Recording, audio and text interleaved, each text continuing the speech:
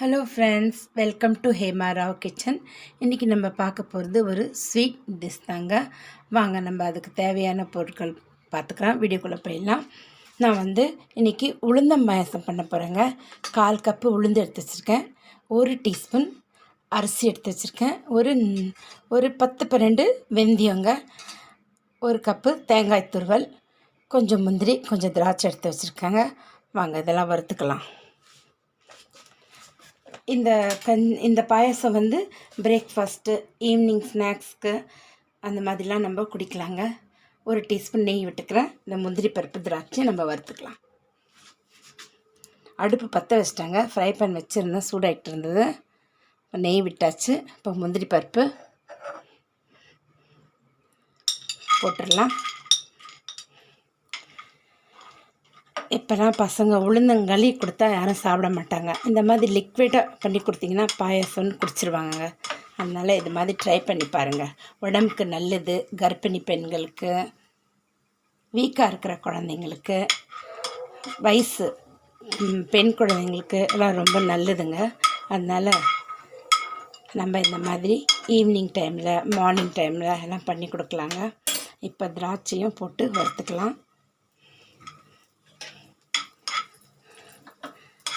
ரொம்பவே சூடாகிடுது. லைட்டாக அப்படி பண்ணி எடுத்துடலாங்க. இதையும் எடுத்துடலாம். இதுலேயே கொஞ்சம் ஒரு 2 டீஸ்பூன் நம்ம தேங்காவே வறுத்து வச்சுக்கலாங்க.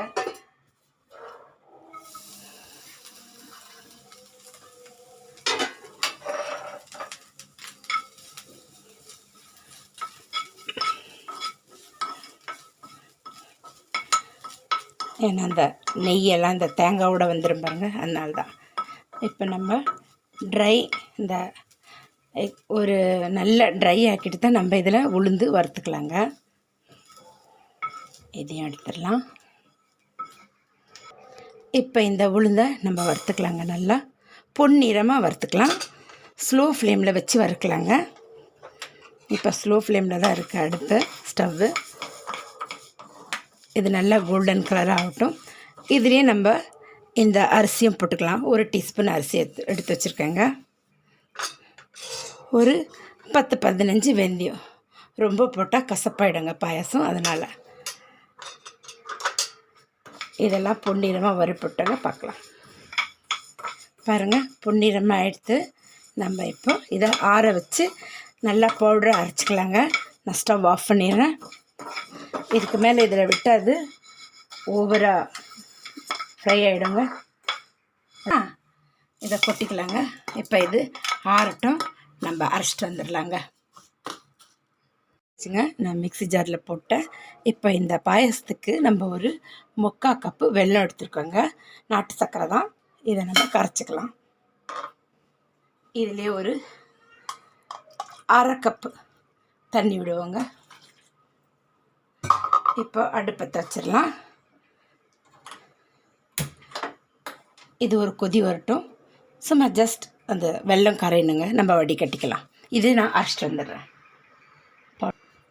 வெல்லம் கரைஞ்சிடுத்துங்க. ஸ்டவ் ஆஃப் பண்ணிடுறேன். நம்ம இப்போது பாயசத்துக்கு வேண்டிய தண்ணி வச்சிடலாம். இதை நம்ம லிக்விட் ஃபார்மில் கரைச்சிக்கலாம். இந்த பவுட்ரு இல்லைனா சுடுதண்ணியில் போட முடியாது. சுடுதண்ணியில் போடணும் கட்டி கட்டி ஆகிடும். ஓகே, கரைச்சிக்கலாங்க. நம்ம இந்த பாயசத்துக்கு தேவையான தண்ணி வச்சிடலாங்க. அது ஒரு சைடு பாயில் ஆகட்டும். இப்போ நான் பாத்திரம் வச்சுட்டேன். இப்போ இதில் ஒரு 3 கப்பு தண்ணி விடுவோங்க.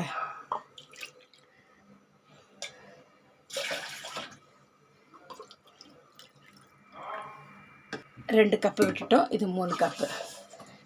இப்போ இது ஒரு லைட்டாக கொதி வரட்டோங்க. லைட்டாக தான், கொதிக்க விடக்கூடாது. நம்ம அதுக்குள்ளே இந்த பவுடரை கரைச்சிக்கலாம். ஒரு கிண்ணத்தில் ஒரு கிண்ணம் வச்சாச்சு.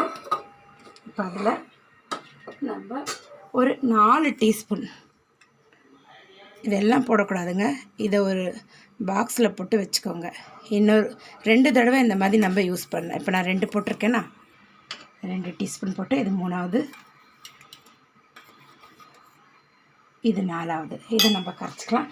இதை வச்சுக்கலாம். இது இன்னொரு இந்த அளவுக்கு நம்ம அரைச்சினா 2 டைம் பாயசம் பண்ணிடலாங்க. இதை வச்சிடலாம்.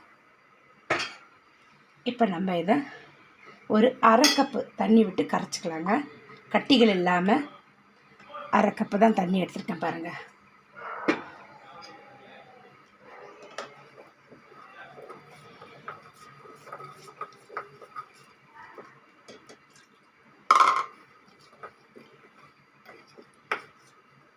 இதை கரைச்சி வச்சிடலாம்.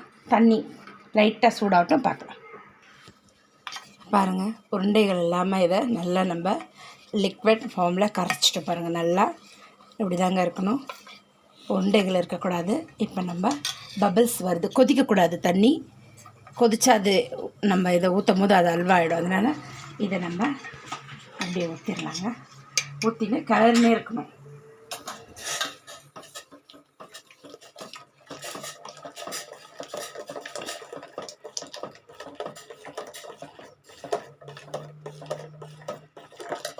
இந்த டைமில் நம்ம ஸ்டவ்வும் ஃப்ளேம் வந்து மீடியமாக இருக்கணுங்க, ஹையில் இருக்கக்கூடாது. இப்போ இதிலே தண்ணி ஊற்றி அதையும் கரைச்சி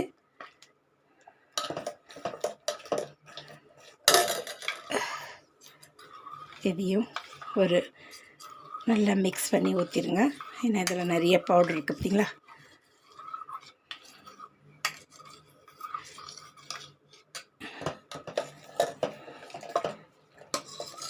நல்லா ஏன்னா நம்ம வறுத்துருக்கோம் இல்லைங்களா, கோல்டன் ஃப்ரை நல்லா சூப்பராக கம்மன்னு வாசம் வருதுங்க.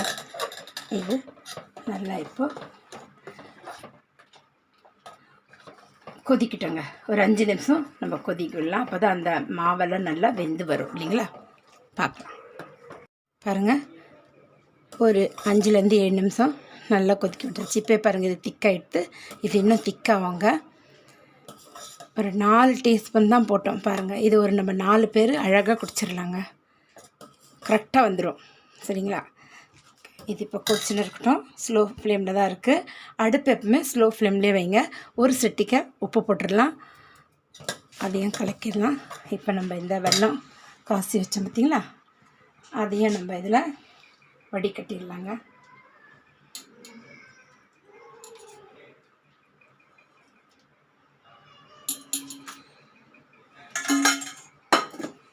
இப்போ கொஞ்சம் ஹை வைக்கலாம் ஃப்ளேம்.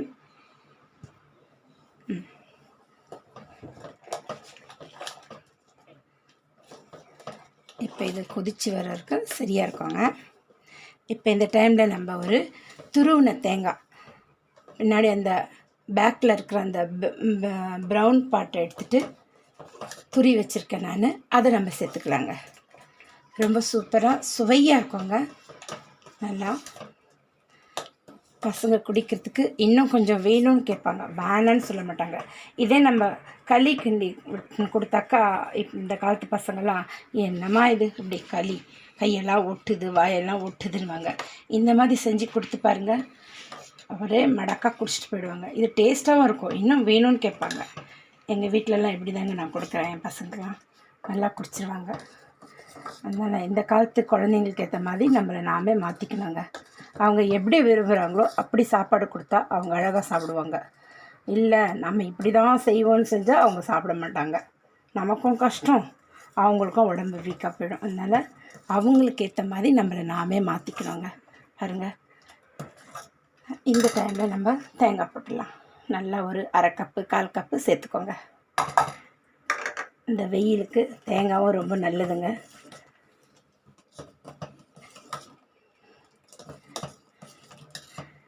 இதை கொஞ்சம் ஒரு 5 நிமிஷம் கொதிக்க விடுவோம்.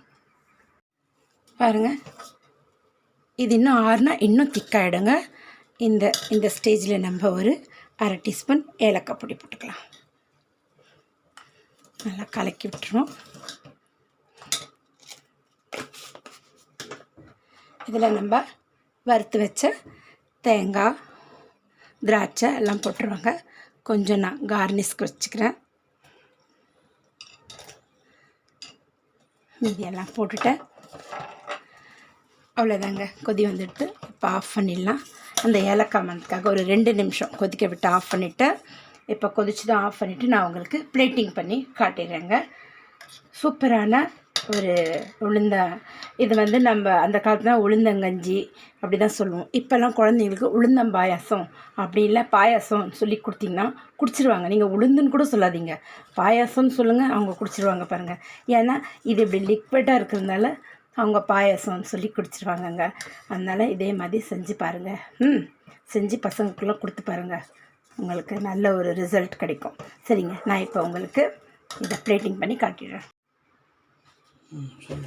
பாருங்கள், நம்ம உளுந்தம் பாயசம் ரெடி ஆகிடுதுங்க. சூப்பராக இருந்து உடம்புக்கு ரொம்ப நல்லது. நான் சொன்ன மாதிரி கர்ப்பிணி பொண்ணுங்களுக்கு, வயசு பெண்களுக்கு, நம்ம நார்மலாகவே பெரியவங்களுக்கு கூட இடுப்பு வலி, கால் வலி, முட்டி வலிலாம் இருக்கிறவங்க கூட இந்த மாதிரி குடிக்கலாங்க. இது பெண் குழந்தைங்களுக்கு, ஆண் குழந்தைங்களுக்கு எல்லாருக்குமே இந்த காலத்தில் கொடுக்குறது ரொம்ப நல்லதுங்க. அப்புறம் வெயிலுக்கு ரொம்ப உகந்தது கூடங்க இது.